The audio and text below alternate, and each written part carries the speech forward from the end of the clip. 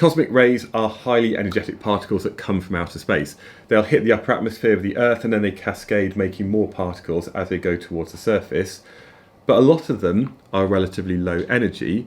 Occasionally we have quite a high energy particle, and then very rarely, and this is something that we still don't necessarily understand all the mechanisms of, we have super highly energetic cosmic rays which might come from outside of our own solar system or even potentially outside our galaxy. But it can be really difficult to display this data on a graph. This graph shows the energy of the cosmic rays and also their flux, but there's something a little bit strange about the axis, and that's what I want to really explain in this video. So here we have some data. We've got a number and the frequency. So let's plot the number on the x-axis and the frequency on the y-axis. Now in terms of actually labelling this, we can go up to 1,000 on both. So if that's 0, each of these lines could represent 100. So we'd have 100, 200, 200, all the way up to 1,000. We'd have the same on this axis as well. So when it comes to plotting the data, well, n is equal to 1. So if that's 100, that's about 10. So 1 is pretty much down here, but the frequency is 1,000. So I've got a point up here. When the number is 10, the frequency is 100. So that's about here. I'm going to plot that there. And then we've got the number equal to 100, but the frequency is only 10. I'm going to put a point there, and then we've got 1,001. And you can see it's actually going to be a rubbish graph. You know, if we were to try and put in a line of best fit, it would look pretty awkward. And it just means it's very difficult to plot such a large range of data when we've got so many numbers that are quite small and also quite big. It's very hard to see. And that's where, in this case, we could use a log plot. And what we have is lines that get closer together over this kind of repeating pattern.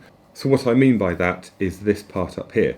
Now let's imagine this darker line is the number 1. The next line would be number 2, number 3, 4, 5, 6, 7, 8, 9, and then this dark line would then be 10. But for the next stage we go up in tens. So we've got 10, that line would be 20, 30, 40, 50, 60, 70, 80, 90, 100. And then we'd have 200, 300, 400, 500, 600, all the way up to 1,000. Now that starts to look a bit messy, but imagine if I said that this one here was 10 to the 0, this one was 10 to the 1, this was 10 to the 2, and that was 10 to the 3. What we now have is a log scale, and that means we can represent both really small numbers and really large numbers on the same axis. So if we go and look back at the data that we started looking at, we could label that as 10 to the 0, 10 to the 1, 10 to the 2 and 10 to the 3 when it comes to looking at the number, and we could do the same for the frequency.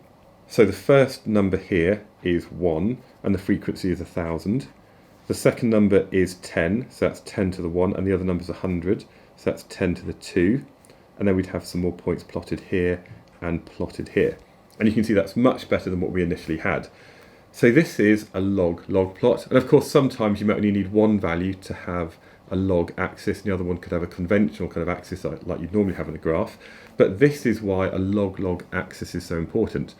And if we think about the data that we had for those cosmic rays, what we have is a whole range of energies from 10 to the 9 up to 10 to the 21.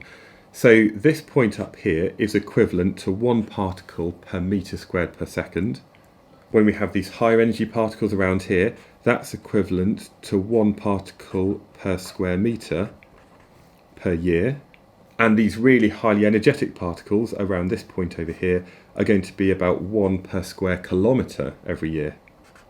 And so you can see here that what we have is a huge amount of data, but without losing the detail and some of the kind of characteristic points on this graph. So that's just one example of why it's so important to occasionally use a log graph. By the way, this is just one of many videos I've made covering all of the maths that you need to understand for A-level physics. It's part of the mini course, which includes many more topic videos, multiple worked examples, and also a guide that you can download. You can find all of this over at alevelphysicsonline.com.